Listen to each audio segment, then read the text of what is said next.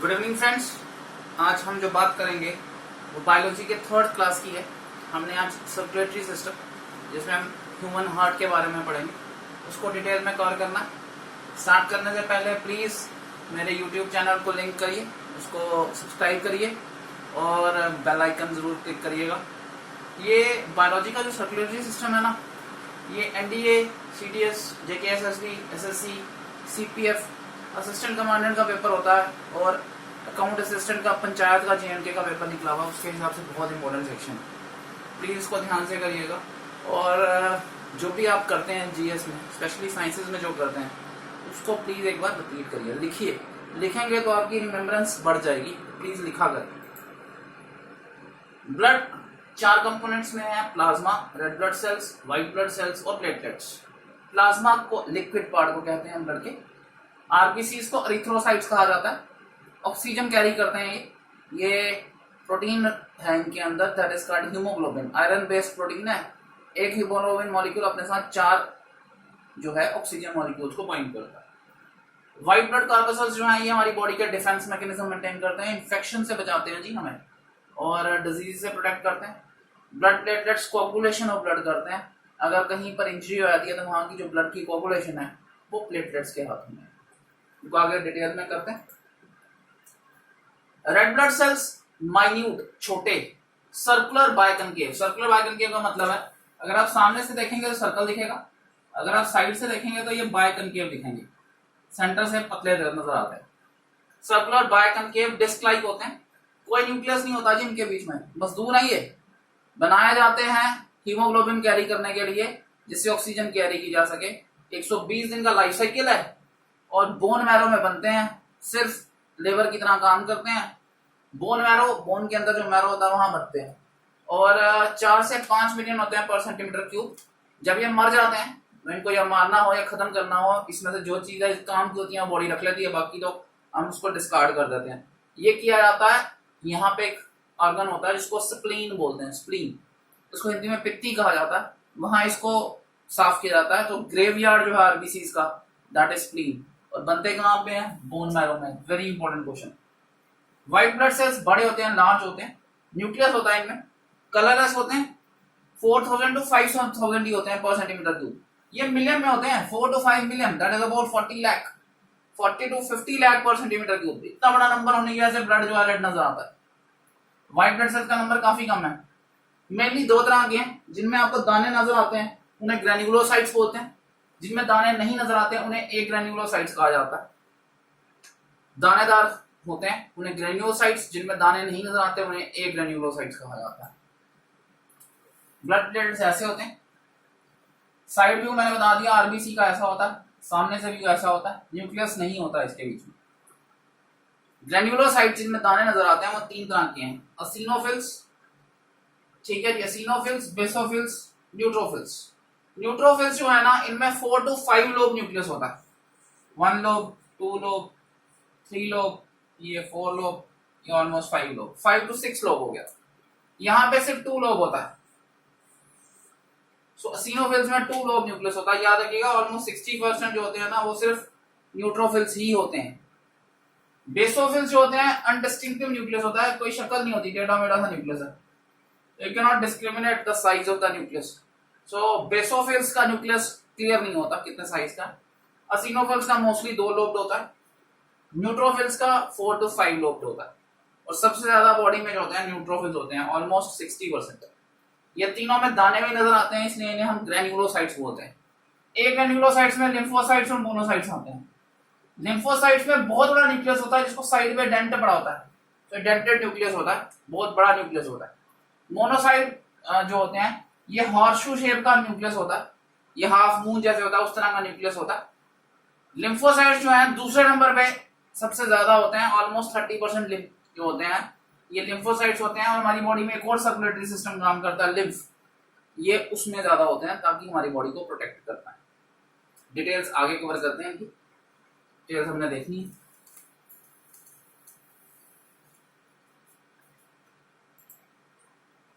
Granulocytes दानेदार जो होते हैं, इनमें आपको ग्रैन्यूल्स नजर आते हैं मेनली। ये न्यूट्रोफिल्स, एसिनोफिल्स और बेसोफिल्स होते हैं। न्यूट्रोफिल्स 60% होते हैं न्यूक्लियस जो होता है 4 to 5 लोब्ड होता है। एसिनोफिल्स जो होते हैं ये 3% ही होते हैं, न्यूक्लियस 2 लोब का होता है।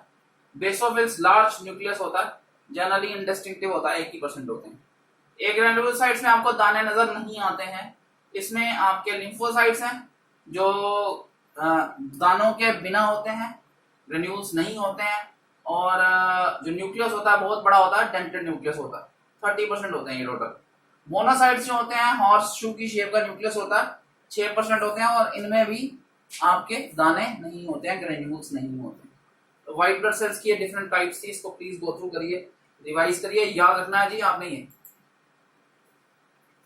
दो टर्म्स आती हैं, एंटीजन्स और एंटीबॉडीज। देखिए हमारी रेड ब्लड सेल्स जो होते हैं ना, उनके ऊपर कुछ प्रोटीन्स होते हैं जिनकी एक खासियत है कि वो पहचान सकते हैं कि हमारी बॉडी का पार्ट है या नहीं। और जब वो पहचान लेते हैं कि हमारी बॉडी का पार्ट नहीं है, तो उसे मारने के लिए ना वो सोल्जर्स क्रिएट करते हैं, नए प्रोटीन्स क्रिएट करते हैं जो उन्हें मार देते हैं या खा जाते हैं। खाने को हम फेगोसाइटोसिस बोलते हैं। ये जो नए प्रोटीन बनते हैं इनको एंटीबॉडीज कहा जाता है। सो एंटीजन्स वो प्रोटीन्स हैं जो पहचानते हैं कि हमारी बॉडी का पार्ट है या नहीं, और जब वो नहीं होता है तो उसे मारने के लिए जो बनाए जाते हैं उन्हें एंटीबॉडीज कहा जाता है। ब्लड ग्रुप्स में भी ये बड़ा इंपॉर्टेंट है। ए ब्लड ग्रुप वाला जो होता है ना, उसमें ए को पहचानने का एंटीजन होता है, वो ए को पहचान लेता है, बट वो बी को नहीं पहचान पाता, तो बी के अगेंस्ट एंटीबॉडीज होती है। बी ब्लड ग्रुप वाला जो है वो बी को पहचान लेता है, ए को नहीं पहचान पाता, तो ए के अगेंस्ट एंटीबॉडीज होती हैं इसके अंदर। ए बी दोनों को पहचान लेता है, तो अगर दोनों को पहचान सकता है तो कोई भी एंटीबॉडी उसके दोनों ब्लड ग्रुप के अगेंस्ट नहीं होती है।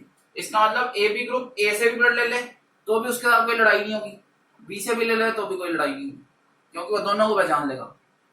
ओ में दोनों नहीं होते हैं एंटीजन्स, यानी वो दोनों ब्लड ग्रुप्स को नहीं पहचान पाता, ना ए का एंटीजन है ना बी का एंटीजन है, तो दोनों के अगेंस्ट एंटीबॉडीज होती हैं, दोनों के अगेंस्ट एंटीबॉडीज ओ ग्रुप में होती है।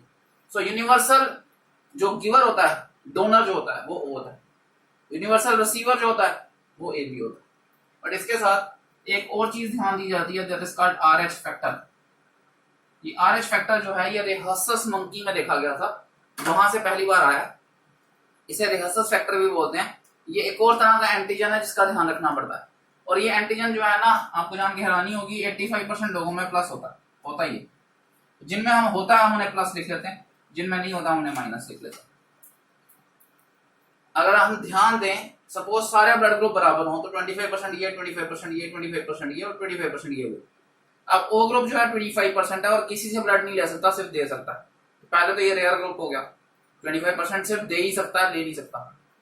अब इसमें भी जो नेगेटिव होंगे वो इसका 15% होंगे, यानी 25% का 15%, ऑलमोस्ट 3.5-4% बनता है। So O negative is the rarest group, ये सबसे हल्का ग्रुप होता है, सबसे कम अवेलेबल होता है। तो ओ नेगेटिव जो है वो किसी को ब्लड नहीं दे सकता, वो सिर्फ ब्लड ले सकता है, और वो भी ओ नेगेटिव से। तो ये इसलिए ध्यान रखने वाला रिस्की ग्रुप रहता है ओ जो ग्रुप होता है। ओ नेगेटिव सबसे ज्यादा रिस्की हो गया, क्योंकि ये किसी से भी ब्लड नहीं दे सकता, सिर्फ अपने ही ग्रुप से दे सकता है। तो ये पॉजिटिव और नेगेटिव के बारे में मैंने बता दिया।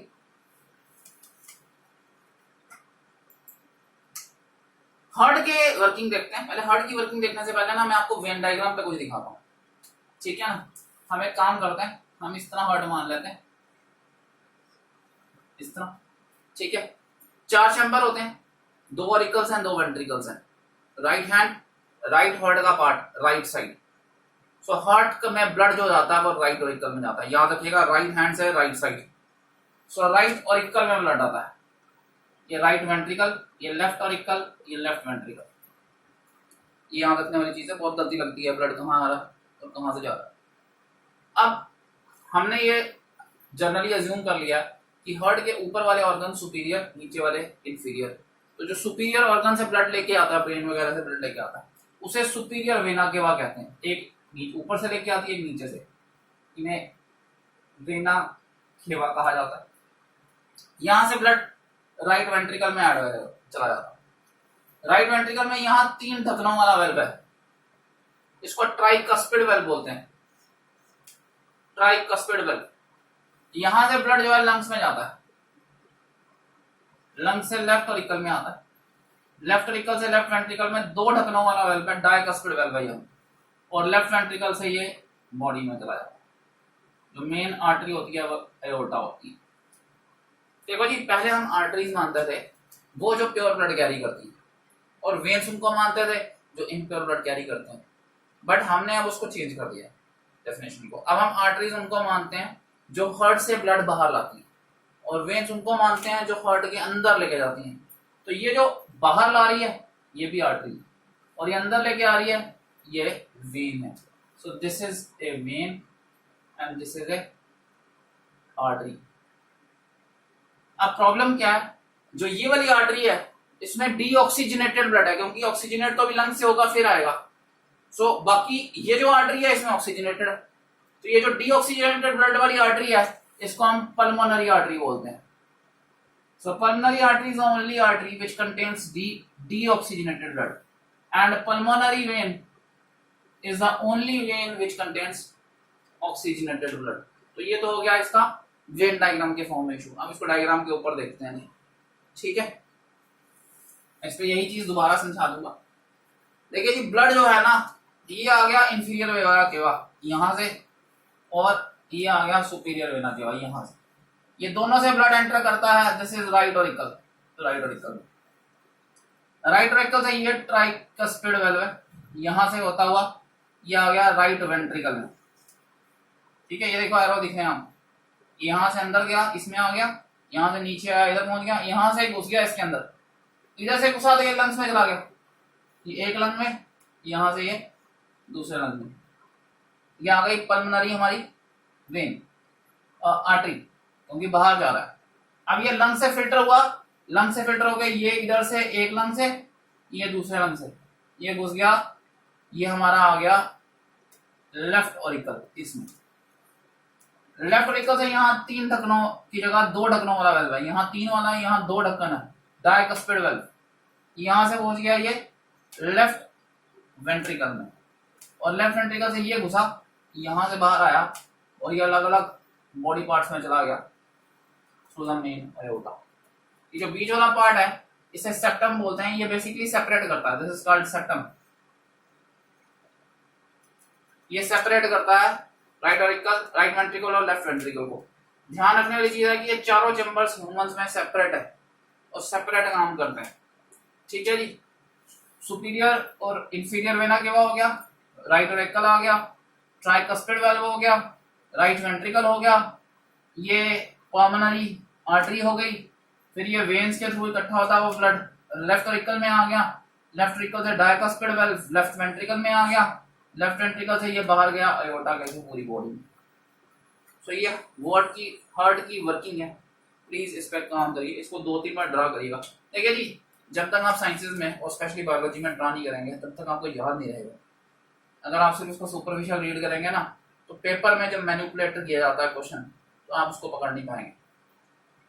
पेपर का क्वेश्चन वही पकड़ पाता है जिसको नॉलेज पे बहुत कंट्रोल, क्योंकि यूपीएससी तो प्ले ही करती है क्वेश्चन की लैंग्वेज के साथ। तो अगर आपने लैंग्वेज पे ध्यान नहीं दिया तो फिर आपसे क्वेश्चन संभाला नहीं जाए। इसलिए आपकी इन डेप्थ नॉलेज और सब्जेक्ट और नॉलेज को कंट्रोल करना बहुत इंपॉर्टेंट, ठीक है जी। आगे चलते हैं, नेक्स्ट पार्ट डिस्कस करते हैं।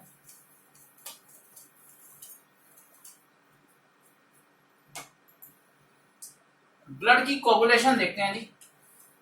जहां लग जाती है वहां पे जब ब्लड प्लेटलेट्स पहुंचते हैं ना, तो वो एक प्रोटीन रिलीज करते हैं जिसको बोलते हैं thromboplastin, THROMBOPLASTIN, thromboplastin. Thromboplastin blood में प्रोटीन होता है डिसॉल्व हुआ है प्रोथ्रोम्बिन, प्रोथ्रोम्बिन को कन्वर्ट करते हैं थ्रोम्बिन में।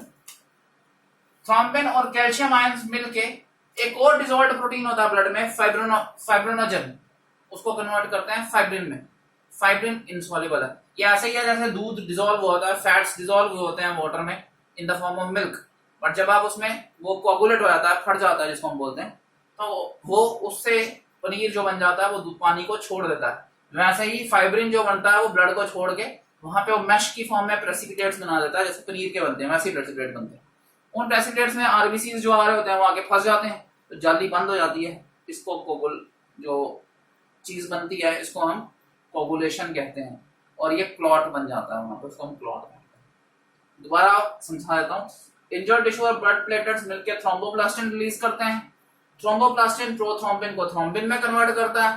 थ्रोम्बिन और कैल्शियम आयंस मिलके फाइब्रिनोजन को फाइब्रिन में कन्वर्ट कर देते हैं, और फाइब्रिन इंसॉल्युबल होता है जिसमें आरबीसीज फंस जाते हैं और ब्लड की कोगुलेशन हो जाती है।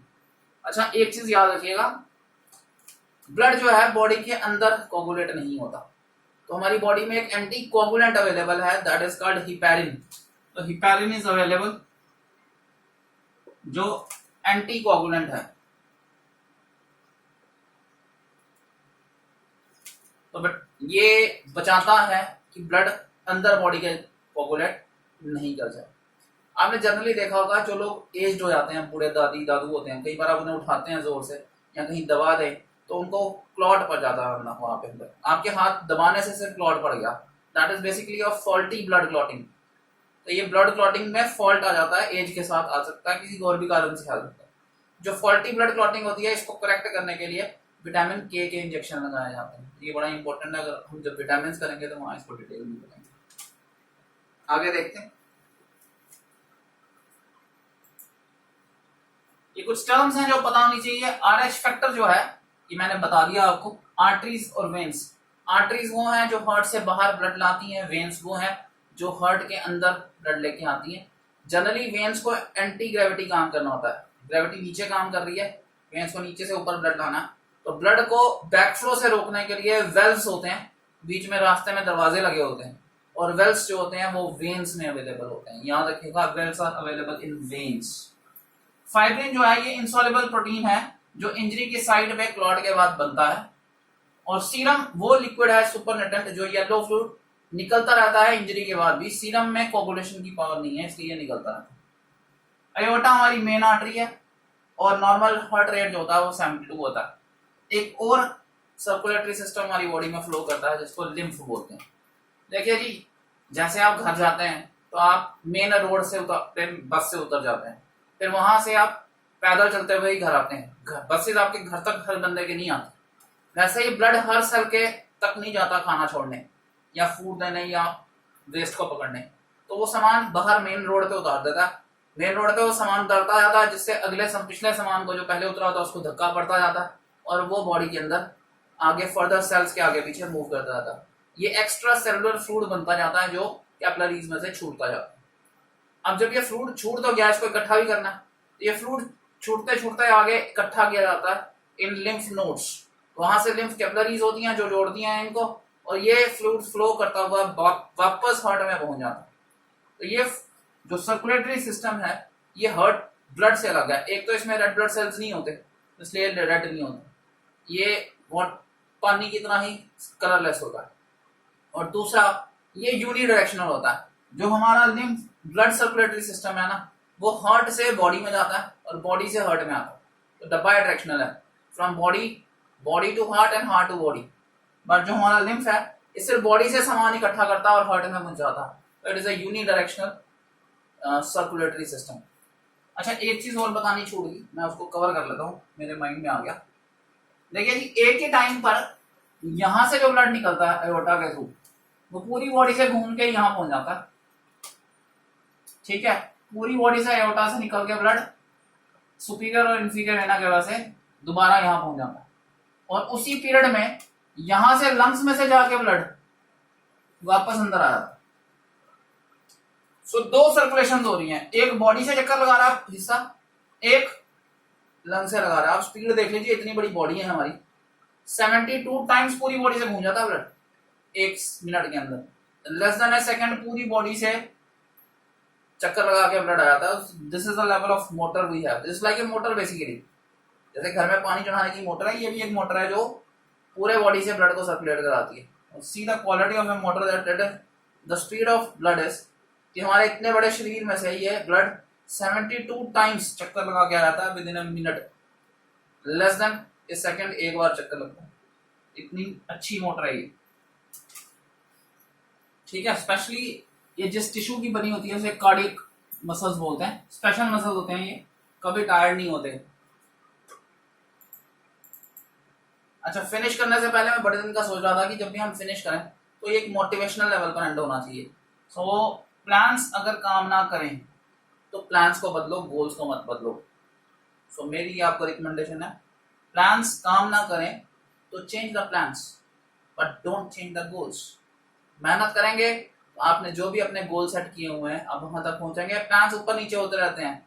आज कोविड-19 की वजह से लॉकडाउन है, स्टैंडर्ड एजुकेशनल प्रोसीजर नहीं चल पा रहा है, मुश्किलें हैं, बट प्लान्स मॉडिफाई किए जा सकते हैं भाई। गोल्स तो हमने याद रखने हैं ना, गोल्स पे तो काम करना है। तो मेरी तरफ से best of luck, thank you.